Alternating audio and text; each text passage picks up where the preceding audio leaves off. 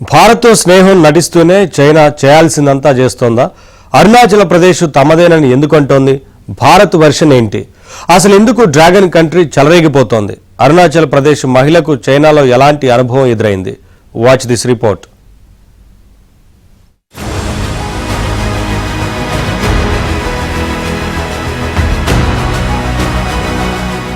చైనాలో షంఘై పుడాంగ్ విమానాశ్రయంలో భారత మహిళకు వేధింపులు ఎదురయ్యాయి.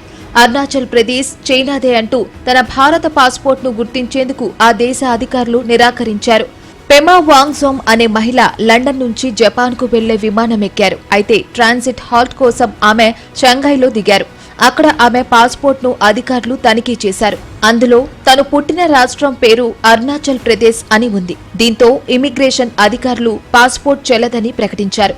చైనాలో అరుణాచల్ ప్రదేశ్ భాగమని పట్టుబట్టారు చైనా అధికారులు. ఇమిగ్రేషన్ అధికారులు చైనా ఈస్టర్న్ ఎయిర్లైన్స్ సిబ్బంది తన వైపు చూసి నవ్వారని, చైనీస్ పాస్పోర్ట్ కు దరఖాస్తు చేసుకోమని హేళన చేశారని వాంగ్జోమ్ ఆరోపించారు.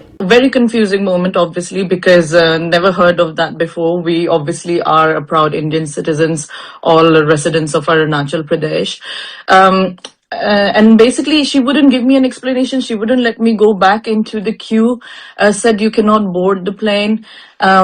Then other officials came. So actually, I probably interacted with around 10 other immigration officers. So another lady came, took me to another part of the airport. And in fact, when I tried to question them and ask them what was the issue, they said Arunachal is not part of India. Very clearly, and they said you should apply, and started mocking and laughing and saying things like you should apply for Chinese passport, you're Chinese, you're not Indian. I called up the Shanghai and Beijing Indian embassies, and within an hour, very helpful, I basically spoke through the issues with them and helped me get out of the country. Visa ఉన్నా తన passport ను స్వాధీనం చేసుకున్నారని, Japan వెళ్లే విమానం ఎక్కనివ్వలేదన్నారు వాంగ్జోమ్. తనను transit ఏరియాకే పరిమితం చేశారని, మళ్లీ టికెట్లు బుక్ చేసుకోనివ్వలేదని, చివరకు ఆహారం కొనేందుకు కూడా అంగీకరించలేదన్నారు. యూకేలోని ఫ్రెండ్ ద్వారా షంఘైలోని భారత దౌత్య కార్యాలయాన్ని సంప్రదించిన తర్వాతే తనకు సహాయం అందిందని పేర్కొన్నారు. భారత అధికారుల సహాయంతోనే తాను అక్కడి నుంచి బయటపడినట్లు చెప్పారు. అలాగే దీనిపై తాను ప్రధాని మోదీకి, ఇతర సీనియర్ అధికారులకు లేఖ రాసినట్లు చెప్పారు. ఇదంతా భారత సార్వభౌమత్వమని, అరుణాచల్ ప్రదేశ్ ప్రజలను అవమానించడమేనని ఆ లేఖలో అభివర్ణించారు. అయితే చైనాలో అరుణాచల్ ఒక భాగమని, తాము దాన్ని ఛాంగ్నాన్ అని పిలుచుకుంటున్నామని చెప్పింది చైనా. తమ అధికారులు ఎవరినీ వేధించలేదంటూ డ్రాగన్ వెనకేసుకొచ్చింది. భారతీయ పౌరులకి ఇలా జరగడం ఏమాత్రం ఆమోదయోగ్యం కాదని అరుణాచల్ ప్రదేశ్ ముఖ్యమంత్రి పెమా ఖండూ చెప్పారు. అంతర్జాతీయ చట్టాలని చైనా ఉల్లంఘిస్తోందని ఆరోపించారు. అరుణాచల్ ప్రదేశ్ ముమ్మాటికి భారత భూభాగమని, అక్కడి ప్రజలకు భారత్ పాస్పోర్ట్ పొందేందుకు, ప్రయాణాలు చేసేందుకు పూర్తి హక్కు ఉందని చైనాకు భారత్ స్పష్టం చేసింది.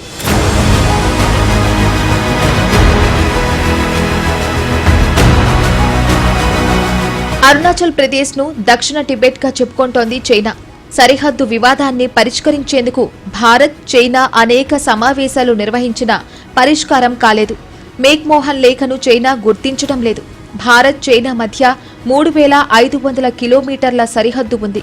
1962 యుద్ధం తర్వాత కూడా చాలా ప్రాంతాల్లో వివాదాలున్నాయి.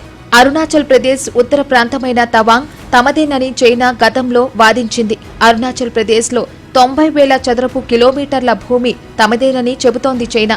1950లో టిబెట్ను ఆక్రమించిన తర్వాత లదాఖ్తో అనుసంధానమై ఉన్న అక్సాయ్, చైనాలోని దాదాపు 38,000 చదరపు కిలోమీటర్ల ప్రాంతాన్ని చైనా తన ఆధీనంలోకి తీసుకుంది. చైనా ఇక్కడ నేషనల్ హైవే 219 నిర్మించింది. ఈ క్రమంలోనే 2020లో గాల్వన్ లోయ ఘర్షణ తలెత్తింది. 2022 డిసెంబర్లోనూ అరుణాచల్ ప్రదేశ్ తవాంగ్లో చైనా సైనికులతో భారత్ ఘర్షణ జరిపింది.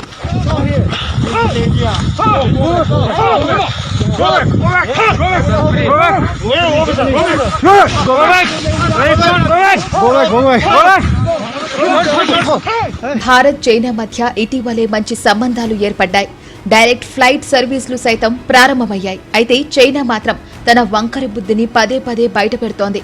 అవకాశం వచ్చినప్పుడల్లా భారత్ను దెబ్బతీసేందుకు, అవమానించేందుకు కుట్రలు పన్నుతోంది. చైనా తన చుట్టుపక్కలున్న సరిహద్దు దేశాలను కబలించేందుకు ప్రయత్నిస్తోంది. ఈ బుద్ధినే అరుణాచల్ ప్రదేశ్ విషయంలోనూ ప్రదర్శించింది.